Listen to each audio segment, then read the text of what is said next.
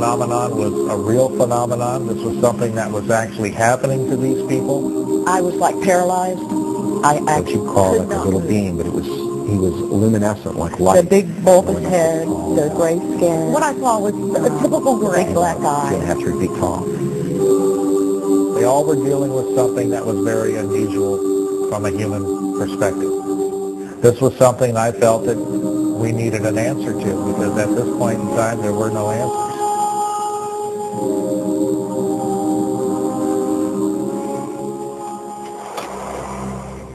My name is Joyce Ahrens.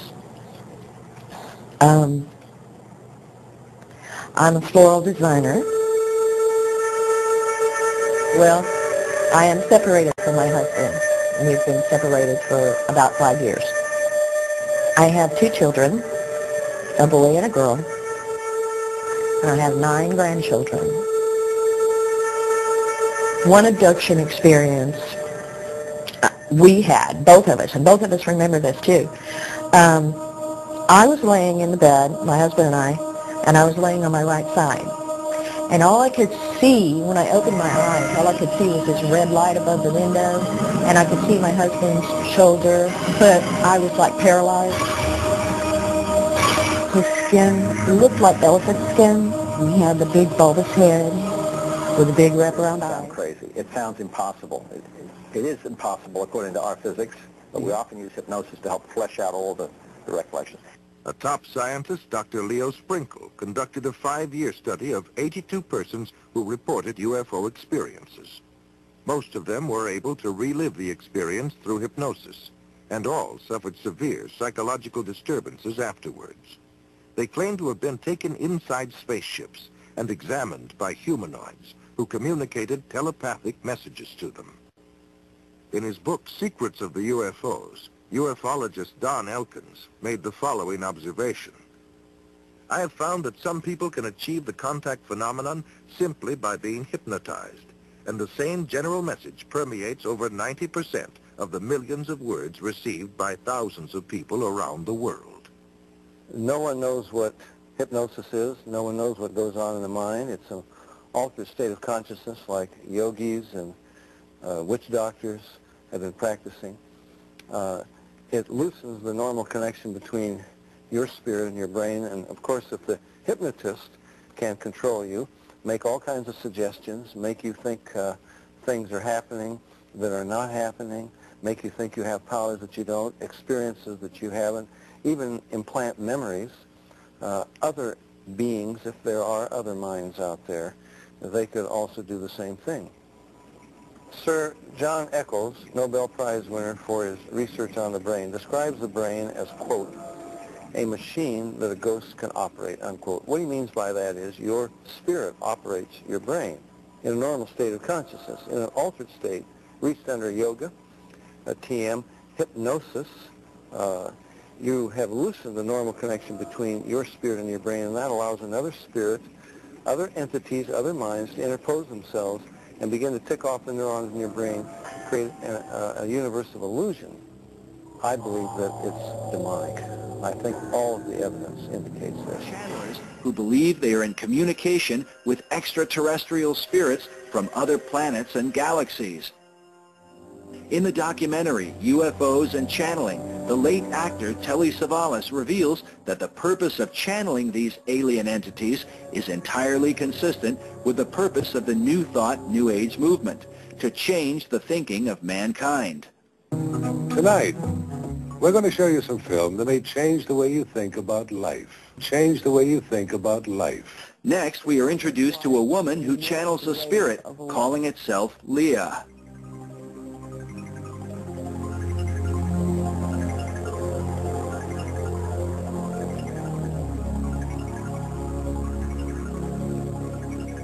Hello, Philip. How are you today? Very good, Leah. How are you? Very fine, thank you. So, what is it that you wanted to know? Where are you from? I'm from Venus. I don't think anybody's going to believe that you or anybody else could be from Venus. Could you explain to us how you could be when everybody knows it's uninhabitable? I think it's uninhabitable because it is not inhabitable by physical life forms. We have bodies of light. While Leah rambles on with fantastical ideas, she soon compels the audience toward global unity, a message found throughout the New Age movement. Tibet is an often referred to hotspot for New Age empowerment. Hitler's Nazi occultists went to Tibet thinking to find their ancient Aryan ancestors. Most New Agers today do not realize that this new race is identical to the master race prophesied by Adolf Hitler, a race of so-called supermen who will be their own gods, having rejected the one true God of the Bible. This new age is where there will be a race on this planet and throughout all galaxies. And the name of that race will be peace. It's been wonderful spending some time with you. As you take this little piece of information with you, know that you are never alone.